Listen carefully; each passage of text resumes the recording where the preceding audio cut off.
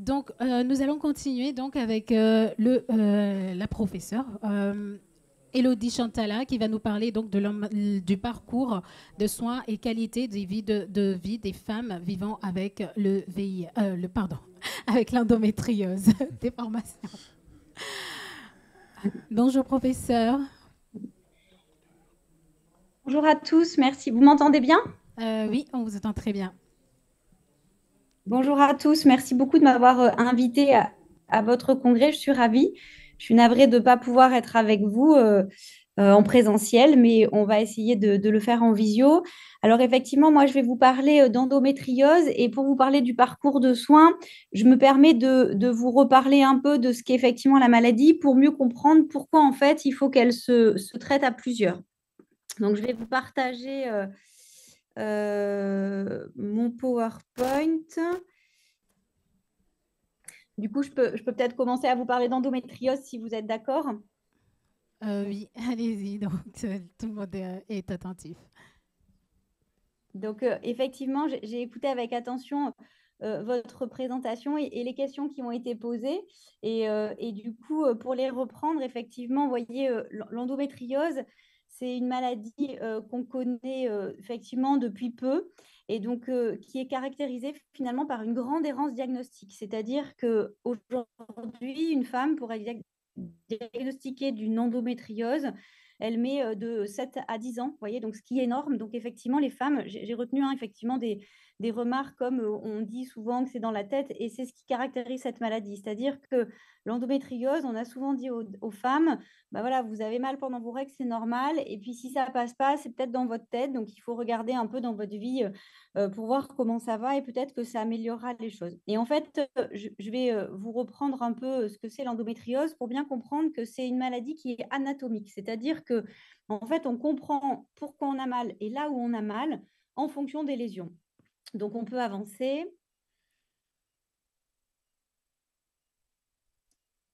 Donc, en fait, l'endométriose, vous voyez, c'est vraiment une maladie de l'endomètre, c'est-à-dire que, vous voyez, sur le petit schéma en haut à gauche, vous avez un utérus avec sur les flèches noires un espèce de mécanisme de reflux tubaire. En fait, l'endométriose, effectivement, on ne sait pas trop ce que c'est, pourquoi ça arrive, on ne comprend pas trop la genèse de la maladie.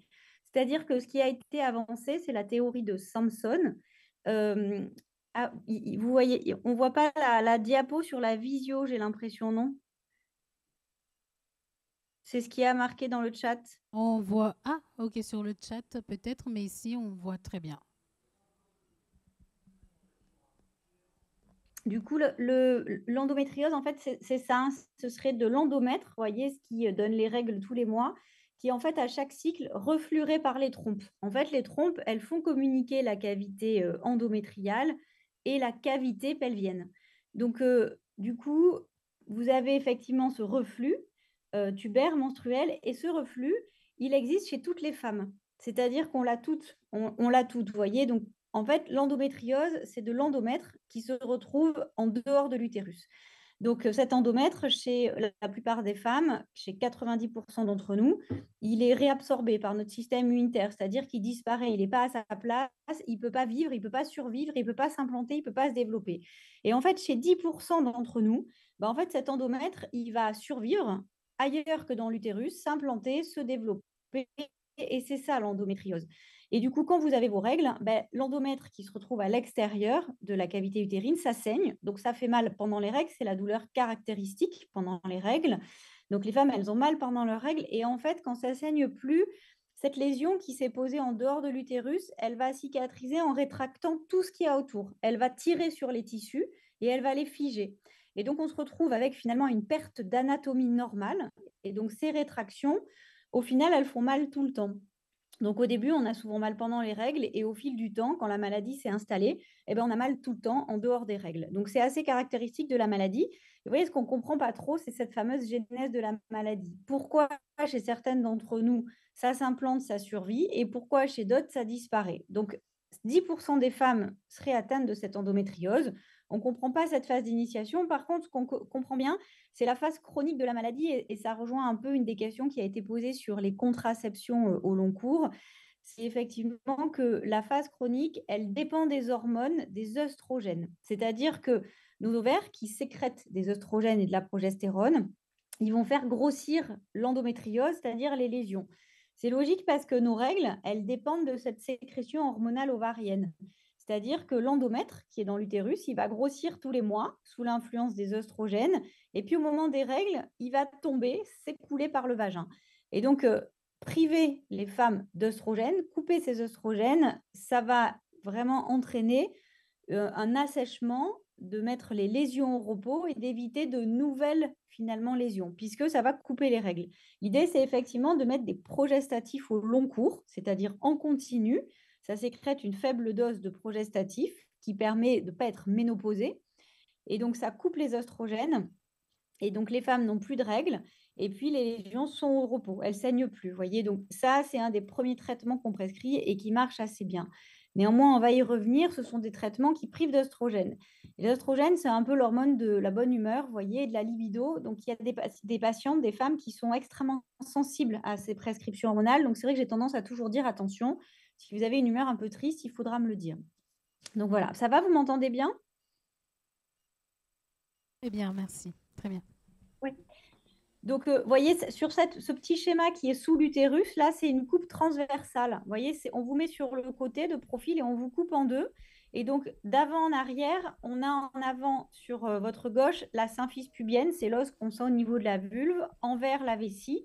Et en arrière, l'utérus qui se couche sur la vessie avec le vagin et le rectum en arrière qui est en marron. Et vous voyez, sur ces organes se pose une petite membrane fine en violet.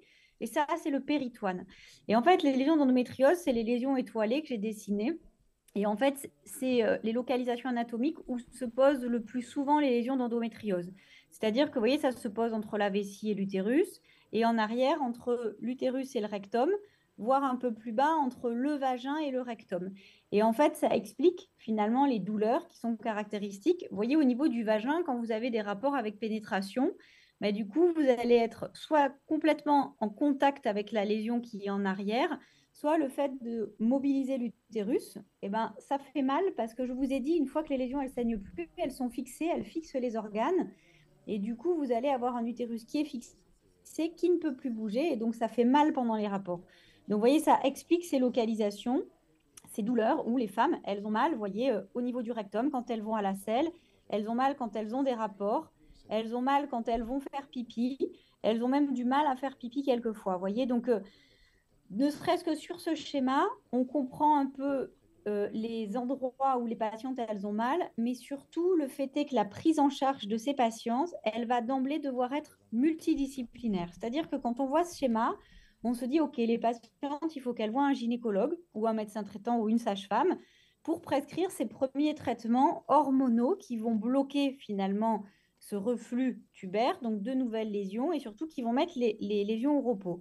Mais d'emblée, si on imagine opérer ces patientes, il va falloir discuter avec un chirurgien urologue, avec un gastro-entérologue qui va faire une échographie par le rectum, une coloscopie pour bien explorer la maladie. Parce que d'emblée, quand on a ce genre d'atteinte, le plus dur, c'est pas d'opérer les patientes, même si c'est des chirurgies compliquées, c'est de vraiment bien stabiliser. Et ce qu'il faut peut-être laisser aussi, même si effectivement l'idée c'est de tout enlever, mais en fait il faut être assez conservateur, puisqu'on sait aujourd'hui que l'endométriose ça peut revenir, qu'on ne peut pas guérir encore les patientes.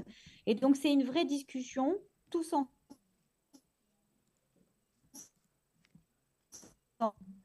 ensemble, comme en cancérologie, vous voyez, pour bien stadifier et statuer du trait. C'est vraiment la théorie de Sampson, c'est-à-dire ce reflux tubaire. Il y en a d'autres parce que vous allez voir, je vais vous dire, l'endométriose, on peut en avoir un peu partout. Et donc, pour expliquer les localisations à distance de l'utérus, il y a d'autres théories qui sont soulevées, notamment la théorie des résidus embryonnaires, des cellules souches, des métastases bénignes. On n'en parlera pas ici parce que ce n'est pas le sujet. On peut continuer.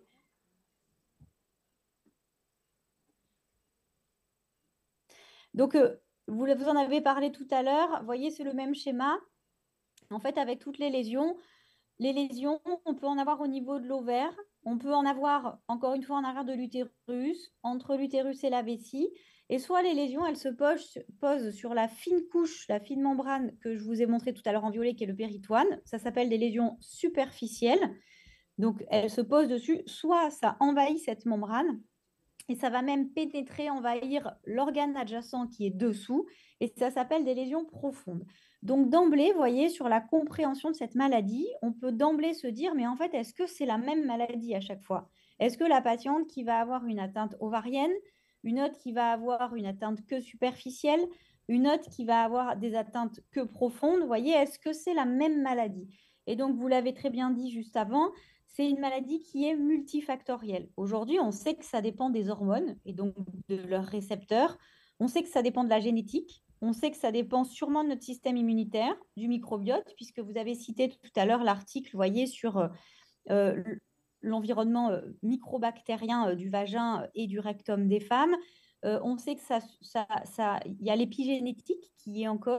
Donc, c'est une maladie qui est multifactorielle et qu'il nous faut beaucoup mieux comprendre pour mieux la traiter. On peut continuer.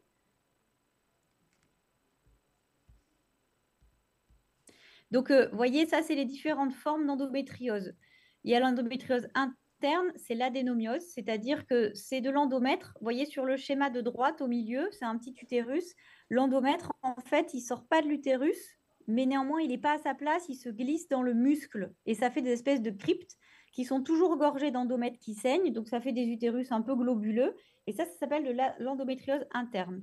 Puis, on a l'endométriose ovarienne avec les endométriomes, l'endométriose superficielle et l'endométriose profonde. Et vous voyez, l'invasion, c'est vraiment plus de 5 mm d'envahissement du péritoine, voire l'organe adjacent.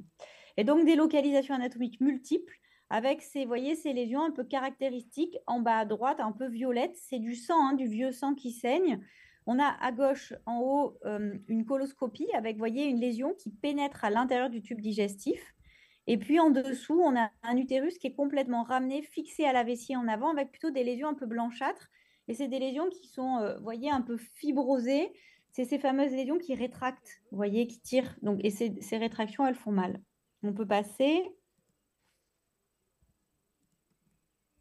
Donc, la symptomatologie, pour expliquer la prise en charge, c'est 75% d'entrée en consultation due à la douleur. Alors, d'emblée, je le dis, l'endométriose, ça peut ne pas faire mal et ça peut ne pas rendre infertile. D'accord? Donc, l'endométriose, si elle n'est pas symptomatique, on ne s'en occupe pas, on la traite par le mépris. Et ça arrive. Vous voyez, c'est-à-dire qu'il y a des patientes qui n'ont aucun symptôme. C'est très important.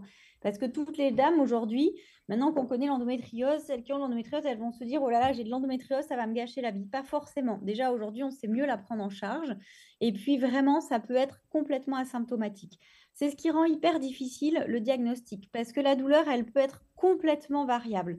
Elle peut être intense, elle peut être modérée. Donc, au début, je vous l'ai dit, elle est vraiment ce qu'on appelle cataméniale pendant les règles. Et puis, quand ça augmente, elle devient un peu permanente parce qu'il y a ces fameuses rétractions. Donc ça, c'est la douleur un peu caractéristique qui commence pendant les règles et qui s'étend un peu en dehors du cycle. Et puis, elle peut être encore une fois absente ou atypique. La triade caractéristique, c'est la douleur de règles, la dysménorrhée, la dyspareunie profonde, c'est-à-dire la douleur pendant les rapports, et la dyschésie rectale, c'est-à-dire la douleur à l'émission des selles, puisque vous avez vu les localisations, elles sont un peu multiples. Et donc, ces douleurs, elles peuvent entraîner un retentissement sur la qualité de vie, du coup, qui au début va être, vous voyez, un peu social, c'est-à-dire que les jeunes femmes, elles loupent un peu l'école parce que ça fait vraiment trop mal pendant les règles. Vous avez parlé tout à l'heure du congé menstruel, ce qui permettrait effectivement d'éviter d'avoir des absentéismes professionnels, ce qui gâche un peu aussi la vie. Puis ça peut altérer la qualité de vie sexuelle aussi, puisque quand on a trop mal pendant les rapports, on n'en a plus. Donc, cette altération de la qualité de vie, vous voyez, il va falloir jouer dessus sur une prise en charge, encore une fois, qui doit être globale. C'est-à-dire que la patiente qui va voir un médecin parce qu'elle pense avoir de l'endométriose ou elle ne le sait pas, mais en tout cas, elle a des douleurs vraiment très fortes pendant les règles et en dehors, il va falloir que cette personne qu'elle a en face d'elle, ce professionnel de santé ou autre, puisse prendre en considération tous les aspects qui vont être altérés dans sa vie. Donc, cette dame, il va falloir qu'elle ait accès à un médecin de la douleur, à un psychologue, parce qu'avoir une douleur chronique, c'est un retentissement psychologique, à voir un sexologue, voyez, voir peut-être un chirurgien, plusieurs chirurgiens, qui soient digestifs, gynécologues, urologues. Donc, vous voyez, c'est vraiment une prise en charge multidisciplinaire pluridisciplinaire, mais attention, qui doit être adapté à chaque patiente et à chaque maladie. Toute patiente ne va pas devoir voir un psychologue si elle n'en a pas besoin, vous voyez. Toute patiente ne va pas devoir voir un chirurgien digestif si elle n'en a pas besoin non plus. L'idée, c'est que chaque patiente ait une prise en charge adaptée à sa qualité de vie et au type de maladie qu'elle a. Et ça, c'est essentiel. Vous voyez, les patientes qui ont des grosses rétractions, qui ont des douleurs en dehors des règles, elles vont pouvoir rencontrer un kinésithérapeute ou un ostéopathe qui vont agir sur ces fameuses rétractions et qui vont améliorer la qualité de vie. En fait, être traité pour l'endométriose, c'est accepter effectivement d'avoir plusieurs rendez-vous et de se dire, je ne vais pas trouver de baguette magique pour régler mon problème de façon certaine et pour toujours, mais accepter de faire un peu, un peu, un peu pour vraiment avoir une amélioration de la qualité de vie globale. Et donc, le deuxième symptôme, la deuxième cause d'entrée de consultation dans la maladie, c'est la fertilité. C'est-à-dire que l'endométriose, elle peut baisser la fertilité. Alors, souvent, elle ne rend pas infertile, hein, je rassure de ce côté-là, mais vous voyez, elle peut avoir une infertilité. Pourquoi? Pareil, c'est multifactoriel. On peut avoir une atteinte des ovaires. Une atteinte des ovaires, ça va altérer notre réserve folliculaire. On peut avoir des adhérences qui peuvent boucher les trompes. Et puis l'adénomiose, cette inflammation causée par l'adénomiose et l'endométriose, ça peut aussi baisser la fertilité. Donc dans la prise en charge d'emblée, il va falloir parler de fertilité. Même à des jeunes femmes de 25 ans, c'est toujours hyper désagréable pour les femmes qu'on leur parle de leur fertilité, alors que vraiment, elles ont envie de faire leur enfant tranquille chez elles, sans qu'on leur dise quand, comment et attention, pas trop tard. Mais aujourd'hui, parler de fertilité chez ces patientes qui ont de l'endométriose, ça permet de la protéger. C'est-à-dire que on a de l'endométriose, il faut savoir en parler librement. Pourquoi? Parce que, vous voyez, quand on a une atteinte ovarienne, surtout, qui va baisser notre réserve folliculaire, parallèlement, quand on avance dans l'âge, notre réserve folliculaire, elle baisse, c'est la nature, c'est l'âge, c'est normal. Donc, vous voyez, les deux surajoutés, bah, du coup, on peut se retrouver, passé 35 ans, à se dire, bah oui, effectivement, j'ai ma réserve folliculaire qui a baissé parce que c'est normal, j'ai plus de 35 ans, mais en plus, avec l'endométriose, ça peut baisser encore plus. Alors, ça ne va pas forcément vous empêcher d'avoir un enfant, mais voyez, on a environ 25% de chances d'avoir un enfant à chaque cycle, ce qui n'est pas énorme. Donc, avec une petite baisse due à l'endométriose, ça peut retarder le projet de grossesse. Voilà, donc aujourd'hui, il faut savoir en parler, il faut savoir la contrôler avec une simple prise de sang. C'est un dosage pardon, d'hormones antimullériennes. Donc, on fait ce dosage et ça nous permet finalement de se dire, oh là là, il y a quand même une réserve qui est assez basse. Peut-être qu'il faut proposer à cette femme une préservation de sa fertilité. On peut aujourd'hui congeler les ovocytes. Ça, c'est rendu possible pour préserver la fertilité. Donc voilà, ça, c'est effectivement une partie importante de l'endométriose.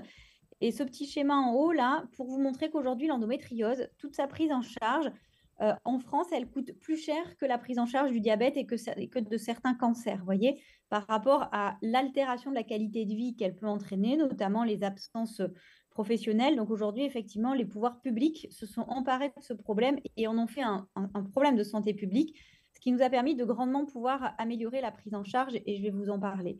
Et donc, vous parliez tout à l'heure, je pense, du congé menstruel.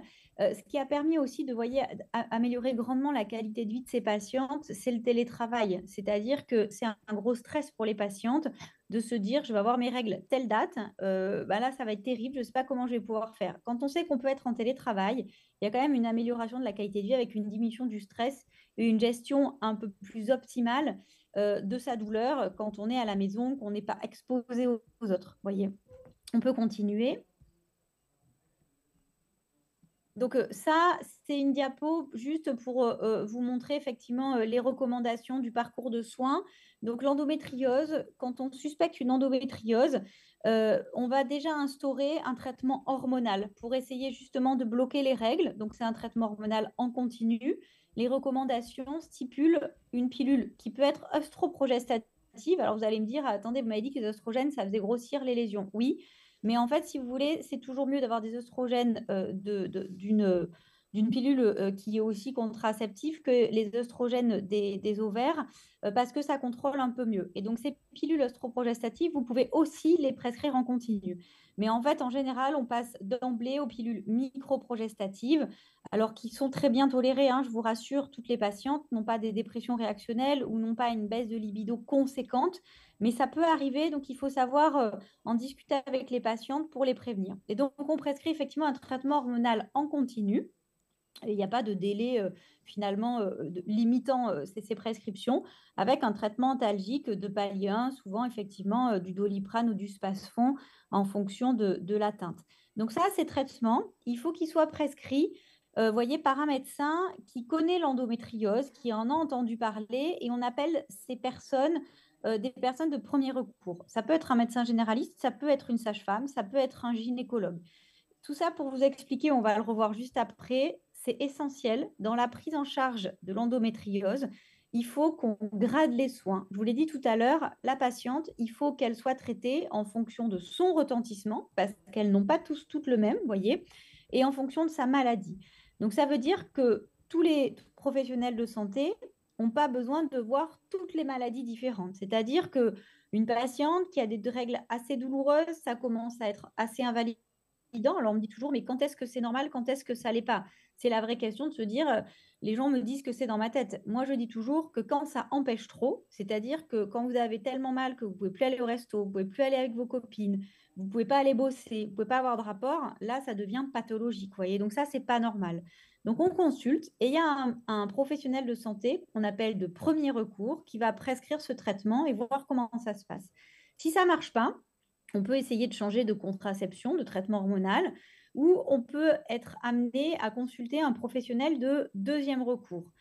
Si jamais ça ne marche pas, peut-être qu'il faut aller voir un professionnel de troisième recours parce qu'il y aura besoin d'une chirurgie multidisciplinaire. Vous voyez, ça touche plusieurs organes. La patiente, elle a été opérée plusieurs fois. Donc, effectivement, il faut une prise en charge plus spécialisée. Donc, aujourd'hui, les pouvoirs publics ont demandé aux régions de s'organiser en filière de soins. C'est-à-dire qu'aujourd'hui, on doit s'organiser pour orienter chaque patiente vers le bon praticien en fonction de la bonne maladie. C'est grader les soins. C'est un peu comme en cancérologie. Et finalement, chaque dossier un peu complexe, multidisciplinaire, devra être discuté et validé dans des réunions de concertation pluridisciplinaire. Vous allez voir, on va en reparler après. On peut continuer après. Je vous ai mis le mot palliatif, là, vous voyez, c'est un peu fort, mais c'est vrai, hein, c'est-à-dire qu'on ne sait pas guérir la maladie. Et du coup, il faut trouver, il faut faire de la recherche dessus.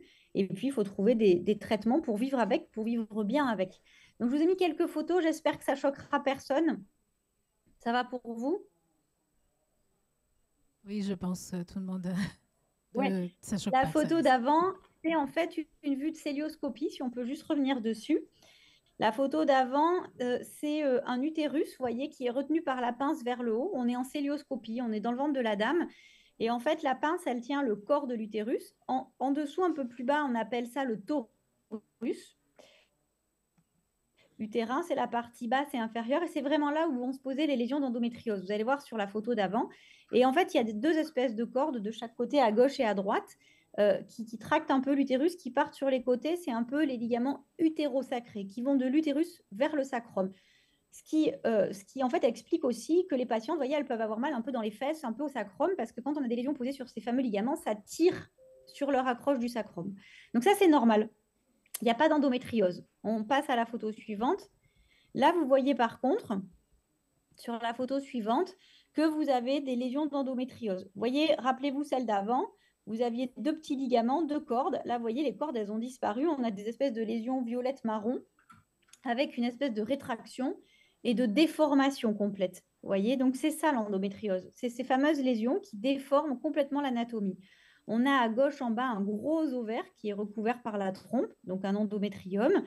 Et puis, un peu en bas à droite, je pense que vous ne voyez pas ma flèche, on a le rectum qui est attiré par la lésion de droite, la marron. En dessous, vous avez un peu de jaune marron et au milieu, vous avez un peu plus de rose. C'est le rectum qui est attiré vers la lésion. Tout ça pour vous dire qu'on ne va pas à la pêche à la lésion comme ça en chirurgie.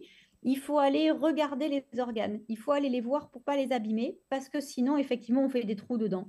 Et donc, l'endométriose, avant, on ne la connaissait pas, donc on ne faisait rien. On s'est mis à la connaître et du coup, les chirurgiens opéraient sans explorer la maladie au départ. Et donc, sur ces patientes-là, ça paraît rien, mais on pouvait faire un trou dans le rectum. Donc, elles pouvaient se retrouver avec des poches, vous voyez, des dérivations digestives temporaires parce qu'effectivement, il y avait eu ces complications chirurgicales. Aujourd'hui, sur ces patientes-là, c'est essentiel d'explorer la maladie avant d'opérer. On va en reparler. On peut continuer.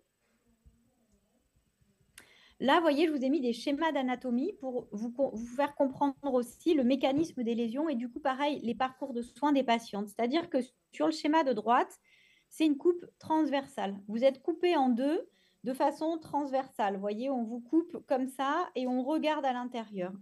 En fait, vous avez de chaque côté du dessin des filets jaunes qui vont vers le centre. C'est-à-dire qu'au centre du schéma, vous avez en avant la vessie, c'est un rond vert, jusqu'en arrière, c'est le vagin qui est coupé, et encore en arrière, un rond marron, c'est le rectum qui est coupé. À gauche, vous avez un filet nerveux jaune, vous voyez, qui sort du sacrum en arrière et qui va jusqu'à la vessie en avant.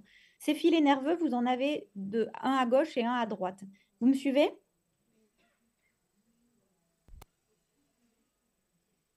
Oui, ça va pour vous? Je vous entends pas.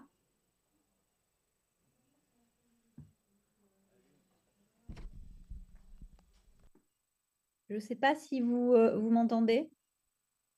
Oui, Oui, pardon, j'ai eu un oui. problème avec le micro. Oui, on vous Super. Et vous suit. me suivez, ça va, c'est clair, ça va, vous me suivez Oui, on vous suit très sur les bien. Je pense schémas? que tout le monde est intéressé Ok. par la suite. Vous voyez, alors, j'arrête le suspense. Ces fameux filets nerveux jaunes, en fait, c'est de l'innervation qu'on ne contrôle pas. C'est-à-dire que quand vous faites pipi, ce que vous contrôlez, c'est le sphincter de la vessie. Vous dites, je vais faire pipi, il s'ouvre et vous faites pipi. Pour se vider, la vessie, on peut regarder sur le schéma de droite. Vous voyez, on retrouve nos fameux filets nerveux avec une petite grille même, vous voyez, de profil. Vous voyez, vous avez la vessie en avant qui est verte, l'utérus et le vagin en arrière, et encore une fois, le rectum en arrière. Ces filets nerveux, vous voyez, ils vont à la vessie. En fait, eux, ils vont contrôler le muscle qui va permettre à la vessie de se vider, de se contracter pour se vider complètement. Et donc, je vous parle de ça parce que quand on a de l'endométriose, revenez en arrière de l'utérus sur le schéma de droite. Je vous ai dit, rappelez-vous les petites étoiles du début. L'endométriose, ça se pose en arrière de l'utérus. Vous voyez, finalement, sur ces filets nerveux, que ce soit sur le schéma de profil ou sur le schéma en coupe transversale, ces filets d'atteinte, ces filets nerveux, pardon, vont pouvoir être atteintes par la lésion d'endométriose elle-même, voire par la résection chirurgicale qu'on va faire. Et donc, ces patientes-là, si on abîme des deux côtés ces filets nerveux, elles peuvent être amenées à avoir du mal à vider leur vessie, à faire pipi difficilement, voire à plus pouvoir faire pipi toute seule du tout. Voyez. Alors, c'est pas pour vous faire peur que je vous dis ça, c'est simplement pour vous dire que quand on a une endométriose importante, il faut qu'elle soit très bien explorée. Donc, ces endométrioses, quand on a des atteintes au niveau des nerfs, ben, on peut être amené à devoir voir un neurologue. Voyez. Donc, c'est encore une fois ici pour vous expliquer l'intervention multidisciplinaire de certaines prises en charge. Donc, je vous explique un panel de la maladie. Toutes les patientes ne vont pas devoir voir un neurologue parce qu'elles vont avoir cette atteinte-là. OK? C'est vraiment laissé au cas par cas. C'est hyper important. C'est vraiment pour qu'on ait tous la notion de l'endométriose, ça ne se traite pas tout seul. Il faut en parler, il faut demander. Et il faut essayer d'avoir ces fameuses réunions de concertation pluridisciplinaire. On peut continuer. Et donc, j'en arrive à ce parcours de soins. Vous Oui. voyez, nous, on a mis un parcours de Sur le soins mobile, en il place n'y au a sein du pas CHU à Toulouse, mais il n'y a pas que les CHU qui font de ça. Il y a aussi des problématique cliniques privées particulière, qui hein. sont très bien organisées. Et donc, vous voyez, la patiente, admettons, elle a vu Toutes son les médecin actions traitant qui lui a prescrit de un traitement réduction hormonal. Bon, ça ne marche pas des bien. risques Donc, qui il sont essaie un prévus autre à traitement, l'article ça marche toujours pas, 34.1 ça marche un peu, mais c'est vraiment pas peuvent être suffisant. La dame, elle a mis vraiment en trop une place. altération de la Et qualité de vie. la Elle va faire une promotion et la IRM. supervision des C'est un des gestes examens. et des comportements Pardon? euh, où c'est adapté et où c'est prévu. Mais ça, Ok. c'est pas Ok. propre, c'est pas propre à la matière. Euh, donc, bon. Pardon? Vous m'avez pas. Pour J'entends. ajouter, Il y a quelqu'un qui parle. J'ai pas on a entendu. vu qu'on déploie les arts dans des territoires ruraux, pardon. On a aussi réfléchi à équiper des unités. Il y a une interférence, d'espace nous essayons de d'inhalation, régler ça. Vous pouvez continuer à ce qui parler, est s'il vous totalement plaît. possible et réalisable. Pour l'instant, on a fait le choix de ne pas le faire parce qu'en parallèle à ça, il y a le cahier des charges HSA mobile qui doit ou qui devait sortir et on ne voulait pas se tirer une balle dans le pied. Donc on a juste retardé ça. Mais oui, on a déjà Vous m'entendez ? réfléchi. Oui. Donc, en fait, ici, c'est un parcours de soins pour une patiente qui aurait effectivement, voyez, une atteinte multiple qu'on va opérer. Et du coup, cette patiente, au lieu de se dire, OK, il faut l'opérer, on se jette dessus. Voilà le parcours de soins qu'elle va suivre quand elle rentre dans ce fameux parcours Fast Track. Alors, finalement, le parcours Fast Track, ce n'est pas un nom hyper adapté parce que c'est rapide. Nous, ce qu'on veut faire, c'est fluidifier le parcours de soins des patientes. C'est-à-dire que dire à une patiente, oh là là, vous avez une atteinte digestive, allez voir un gastroentérologue et allez voir un chirurgien digestif. La patiente, elle va partir en se disant, OK, il faut que je prenne un rendez-vous, qu'elle va avoir dans 6 mois avec un gastro qui ne connaît pas l'endométriose. Et ça, ce n'est pas possible. Et donc, améliorer le parcours de soins, c'est former les gens à l'endométriose pour qu'ils deviennent experts de la pathologie ou du moins qu'ils la connaissent et finalement prendre un peu les rendez-vous pour la patiente pour qu'elle ait ce fameux parcours de soins fléché. Par exemple, on est à gauche. La patiente, elle va arriver en consultation, souvent de gynécologie, au CHU. Donc, la patiente, on se rend compte, elle nous dit, et c'est le symptôme le plus difficile à mettre en évidence, qu'elle ne fait pas bien pipi. Les patientes, elles vous diront toutes, je fais bien pipi, j'ai pas de souci. Par contre, si vous leur demandez, est-ce que vous y allez souvent? Et elles vont vous dire, ah oui, par contre, j'y vais souvent. Et est-ce qu'il faut pousser pour bien vider la vessie? Elles vont dire, ah oui, des fois, je suis obligée de pousser, sinon je vide pas bien ma vessie, ou il faut que j'y aille plusieurs fois pour la vider. Bah ça peut être un signe qu'elles vident pas bien leur vessie, voyez. Et donc, on peut les envoyer voir l'urologue qui va faire ce qu'on appelle une débimétrie, c'est-à-dire ils vont la faire pipi dans un petit pot, ils vont voir si le jet urinaire il est satisfaisant et surtout on fait une écho au niveau de la vessie, on regarde s'il reste de l'urine ou pas. Et puis finalement, ces patientes-là, donc la vessie marche bien, elles ont une atteinte digestive à l'IRM. On n'arrive pas bien à voir, on va l'envoyer voir un gastroentérologue spécialisé dans l'endométriose qui va lui faire une échographie par le rectum parce que l'objectif pour nous chirurgiens, ça va être de se dire, OK, la lésion, elle touche le rectum, elle l'envahit, et si elle l'envahit, c'est comment? C'est-à-dire que le rectum, il a 3 couches. Ce qu'on veut savoir, c'est est-ce que ça envahit la couche superficielle? Dans ce cas-là, on va pouvoir raser la lésion sans ouvrir le rectum. Est-ce qu'il rentre un peu plus? Donc, dans ce cas-là, quelquefois, il faut couper une des 2 parois du rectum.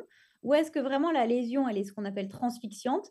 Elle rentre complètement dans le rectum, sur une hauteur qui est vraiment importante et sur une circonférence qui l'est également. À ce moment-là, il vaut mieux couper complètement un tout petit bout de rectum et faire une couture.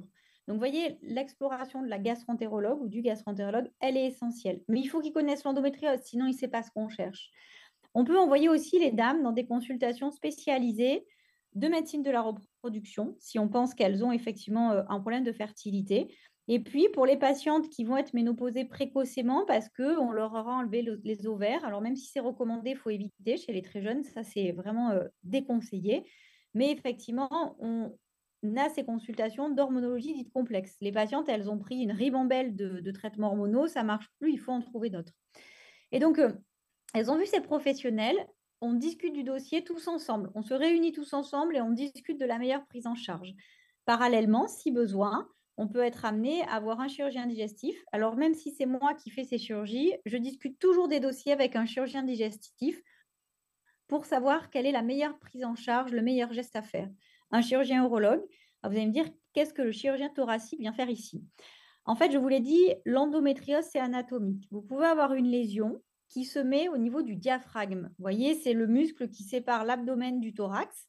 Le diaphragme va être recouvert lui aussi de péritoine. Et quand on a une lésion au niveau du diaphragme, donc c'est vraiment en haut, ça sépare, vous voyez, c'est le muscle respiratoire qui sépare le ventre du thorax. Quand on a une lésion du diaphragme, on peut avoir une douleur qui est projetée, une douleur de l'épaule.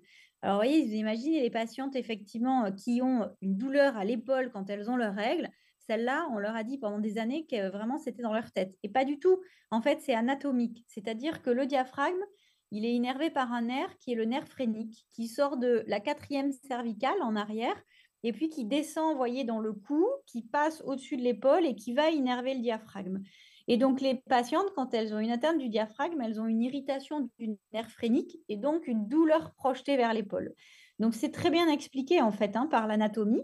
Donc, ces lésions, on les enlève si les traitements hormonaux ne marchent pas. Et quelquefois, on ouvre le diaphragme et donc, on fait communiquer le thorax avec l'abdomen et on peut demander un avis au chirurgien thoracique si on ouvre ce fameux diaphragme. OK ?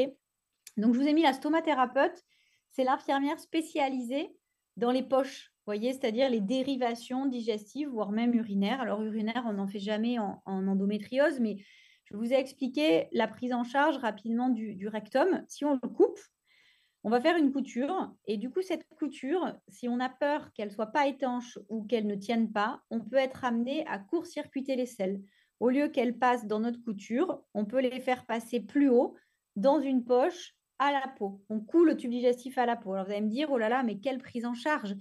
Mais effectivement, ça peut arriver. Il faut savoir le faire quand il faut, parce qu'il y a des risques, effectivement, que cette couture, de temps en temps, elle ne tienne pas bien. Et donc, ça peut faire des complications majeures. Donc, je dis toujours aux patients endométriose, ça se passe bien. Même sur les prises en charge des chirurgies lourdes, ça se passe bien. Si on a extrêmement bien exploré la maladie au départ et si on a préparé la chirurgie. Et donc, finalement, après, on opère les patientes. Derrière, on les revoit. Peut-être qu'elles vont voir un gynécologue plus impliqué dans la prise en charge hormonale. Et parallèlement, ce qui est essentiel, c'est tous ces professionnels, professionnels médicaux ou pas, qui vont aider les patientes. C'est-à-dire qu'il faut qu'elles voient un médecin qui est spécialiste dans la douleur, ça aide. Un psychologue si besoin, un sexologue si besoin, un kinésithérapeute si besoin, un ostéopathe, un diététicien. Effectivement, on en a parlé tout à l'heure, l'alimentation, alors des études sont en cours, effectivement, on est toujours un peu frustré qu'elle ne soit pas sortie, mais c'est comme ça, puisque l'endométriose, c'est encore une fois une maladie qui est bien connue depuis peu. Mais en tout cas, on a l'impression que l'alimentation anti-inflammatoire serait bénéfique sur la prise en charge de l'endométriose. Alors moi, les patientes, elles viennent me voir, et tout ce qui n'est pas prouvé, ne serait-ce que l'acupuncture, vous voyez, la sophrologie, on a peu d'études sur ça, mais moi, je leur dis, tout ce qui marche, c'est parfait. Vous voyez, il ne faut pas se retenir. Là où il faut faire attention, c'est que tous ces soins, effectivement, ne sont pas encore remboursés par la sécurité sociale, même l'ostéopathie, ce qui est dommage. Donc voilà, il ne faut pas se perdre parce que l'endométriose, ça peut vite coûter cher. Les mutuelles remboursent quelques consultations des ostéopathes, par exemple, mais la relaxation, l'hypnose, vous voyez, moi, je suis très partisane de conseiller ça aux patientes si ça marche. Ça n'empêche pas une prise en charge hormonale qui, à mon sens, même si je sais qu'il y a certaines patientes qui sont très réticentes à prendre ces hormones, à mon sens, c'est vraiment un traitement qui soulage les femmes, qui permet de reprendre une vie normale, optimale. Et donc, je crois qu'à un moment donné, il y a toujours des inconvénients, des compromis à faire, mais il faut vivre. Il faut vivre bien. Tant qu'on ne sait pas traiter cette maladie, il faut vraiment arriver à être calmé et à pouvoir reprendre une vie quotidienne sans souffrir en permanence, parce que c'est vraiment terrible d'avoir cette souffrance. Souvent, on n'est pas comprise. Donc, c'est vraiment important. Je crois que c'est tous ensemble qu'on arrive vraiment à mieux prendre en charge l'endométriose. Donc, je suis assez partisane d'être réticente à rien. Vous voyez, il faut vraiment se servir de tous les moyens. Donc, voilà, c'est bon, on peut continuer. Et donc, aller plus loin dans la prise en charge, c'est pour vous dire que toutes les patientes n'ont pas besoin d'avoir ce parcours fast-track, vous voyez. C'est-à-dire qu'il y a des patientes qui vont avoir 3 lésions superficielles. On n'a pas besoin de voir un gastroentérologue, un urologue. Mais pour autant, ces patientes, elles peuvent avoir très mal. En fait, ce qui est pénible dans cette maladie, c'est qu'on n'a pas de corrélation non plus entre la lésion, vous voyez, et l'importance de l'atteinte et le type de douleur qu'on va avoir. C'est-à-dire qu'il y a des lésions, des dames qui ont des énormes atteintes et finalement qui ont des douleurs modérées, et des dames qui vont avoir des lésions petites, pas beaucoup, mais qui vont avoir des douleurs terribles. Et donc, encore une fois, il faut grader les soins. Il faut aller voir d'abord des médecins généralistes, sages-femmes ou des gynécologues de premier recours qui vont mettre en place les premiers traitements. Ça ne marche pas, on va voir des spécialistes un peu plus poussés. Ça ne marche pas, on va voir des centres experts. Et donc, le ministère a demandé aux régions de s'organiser en réseau. C'est-à-dire que c'est bien beau de dire aux patients, non, non, allez voir un praticien de premier recours. On va dire, oui, mais moi, chez moi, j'en ai pas. Et qui est-ce qu'il faut que j'aille voir? Et ben, du coup, c'est à nous de nous organiser pour créer un maillage de professionnels répartis sur le territoire et qui vont être gradés en grade 1, 2, 3, du public ou du privé, et qui vont être affichés. Il va y avoir un annuaire téléphonique pour les patientes, et ces professionnels, il faut qu'ils soient formés et qu'ils communiquent entre eux. Donc, c'est ça, en fait, l'objectif des réseaux. On se met en place en réseau pour créer ce maillage public-privé. On forme les gens, on essaie de développer la recherche pour mieux comprendre la maladie et on communique mieux entre nous. C'est-à-dire que il faut que, si on a besoin, les patientes, elles puissent être discutées dans ces fameuses réunions de concertation pluridisciplinaire. Et donc, on est en train de mettre en place ce genre de réunion pour tout le monde, pour que chacun puisse se connecter. C'est-à-dire que si il y a des professionnels qui veulent se connecter à ces RCP, il y en a dans toutes les régions, il y en a dans tous les grands centres. Donc, il y a des RCP de centre. Et puis, on est en train de mettre en place, nous, en Occitanie, des RCP régionales, où en fait, on se connecte tous sur les mêmes RCP. En fait, l'idée, c'est de Encore 2 créer un minutes, docteur véritable Chantala. parcours personnalisé de soins. Pardon? Encore 2 minutes, s'il vous plaît. Oui, on peut passer. Donc, l'objectif, c'est d'améliorer, voyez, la formation, la communication, la recherche et d'identifier ce fameux parcours de soins. On peut passer encore. Ça, je vous en ai parlé. Donc, nous, c'est en Occitanie, on a créé Endoccitanie. Allez-y. Donc, ça, on peut passer aussi. Ça, c'était pour expliquer comment on s'est mis en place.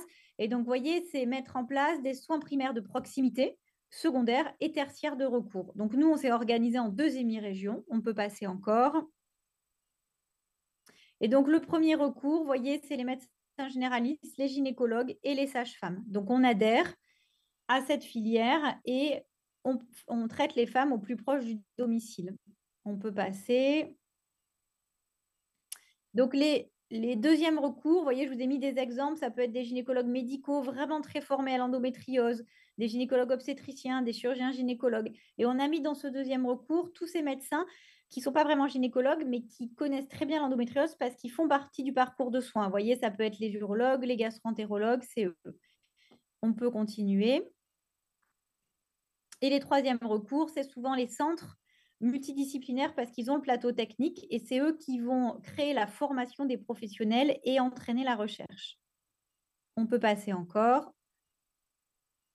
Et donc, je n'ai pas cité tout le monde, hein, ne m'en voulez pas si tout le monde dans la salle n'est pas cité, mais voyez, tous ces professionnels vont avoir vraiment un retentissement et un rôle très important à jouer dans la prise en charge globale et multidisciplinaire. On peut passer.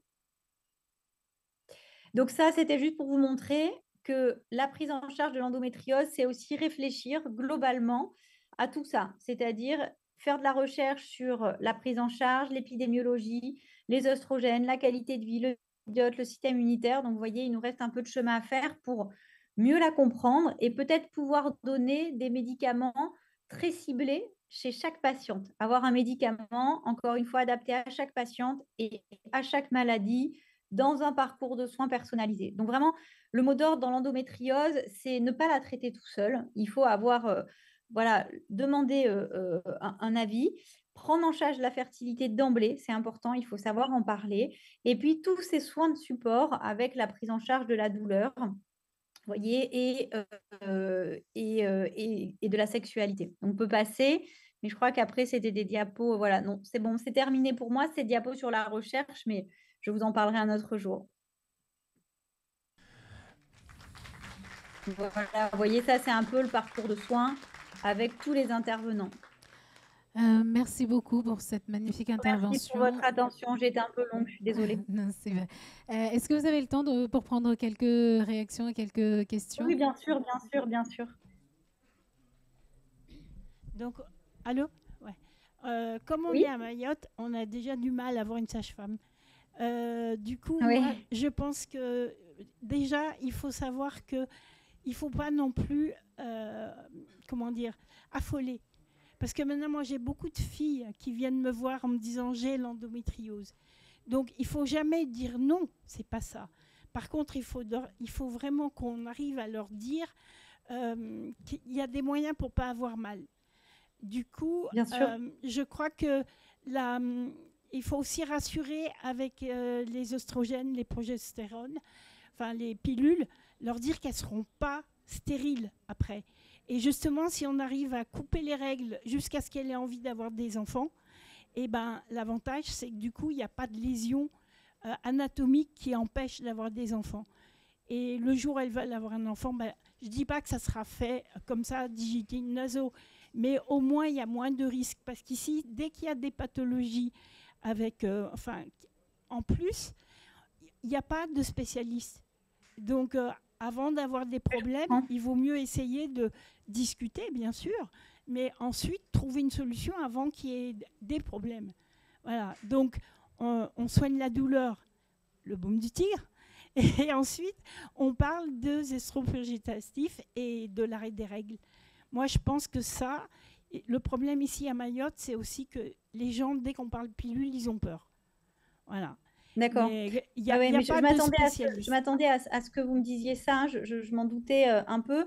Effectivement, le souci, c'est effectivement quelquefois le problème d'accès à des spécialistes sur certaines maladies.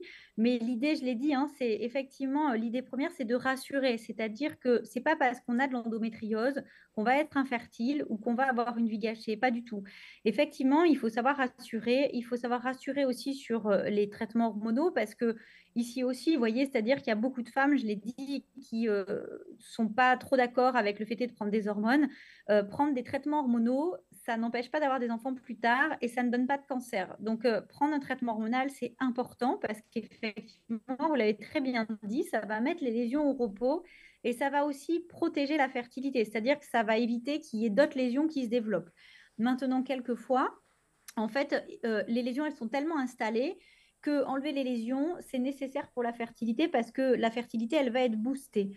Donc, la prise en charge que je vous ai montrée, c'est effectivement tenter d'avoir une prise en charge optimale. L'idée, c'est de faire aussi avec les moyens qu'on a, les professionnels qu'on a, mais ce qu'on est en train de mettre en place, c'est aussi avoir l'occasion de pouvoir en discuter entre nous. C'est-à-dire que les professionnels de santé que vous avez, les sages-femmes, libre à vous d'essayer et moi, évidemment, je serai totalement disponible à ça, de vous connecter à des réunions pluridisciplinaires pour qu'on discute tous ensemble de savoir, voilà, là, on est coincé, ça ne marche plus, qu'est-ce que vous en pensez? Et ça, c'est important de discuter tous entre nous. Donc, je pense que ça, c'est essentiel. Mais évidemment que mettre une pilule en place, c'est très important. C'est le premier traitement et c'est les recommandations. Ce n'est pas moi qui le dis. Merci beaucoup. Une autre réaction?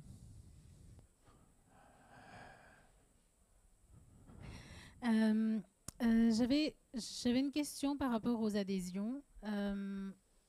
Oui. Est-ce que souvent c'est que chirurgical ou est-ce que, par exemple, à Lyon, ils avaient mis en place de l'ultrason. Est-ce que ça fonctionnerait, un traitement via les ultrasons?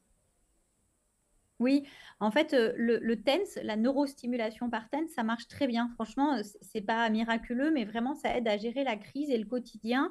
En fait, c'est des petites électrodes qu'on se met sur le ventre qui sont reliées à un appareil. Donc, aujourd'hui, ils sont sans fil en plus. Donc, vraiment, pour le côté pratique, c'est extrêmement bien. Et vous voyez, moi, les étudiantes, je leur prescris aussi beaucoup parce qu'elles vont à la fac avec. Les patientes, elles vont au boulot avec ce petit appareil et ça permet de soulager la crise. C'est un petit moyen qui permet de sortir. Vous voyez, quand on est en crise, on se dit, je ne vais pas pouvoir bouger. Ben si, en fait, si on a le TENS, on est quand même aussi un peu rassuré et on peut sortir. En fait, la neurostimulation par TENS, ça stimule des fibres nerveuses qui vont en abolir certaines autres. Et donc, ça permet de gérer cette crise. Donc, si, c'est vraiment quelque chose de très important dans la prise en charge. Très court. Je confirme que le TENS, ça marche. Et il y a des programmes qui font justement, qui sécrètent des endorphines contre la douleur. Et c'est vraiment très efficace. Le seul problème, c'est que sur Mayotte, on ne trouve pas ce sans-fil. Donc, si on pouvait s'en procurer, ça serait bien. Parce que moi, j'en ai, mais qu'avec des fils qui se cassent, enfin des cordons qui sont trop fragiles. Donc ça, il faudrait bien, c'est bien ça. Ouais, en fait, il faudrait que je vois avec les prestataires avec qui je travaille, voir comment on pourrait faire effectivement avec leur correspondant sur Mayotte. Ok, je me le note, je vais regarder ça. D'accord, Mais merci. ça, en fait, c'est essentiel parce que c'est vrai que, vous voyez, quand on dit aux femmes, ah ben, je vais vous prescrire ça, je vais vous filer ça, si ça les cloue chez elles parce qu'elles ont un fil, c'est sûr que ça améliore finalement pas tant que ça la qualité de vie. Donc ça, c'est effectivement très important, oui.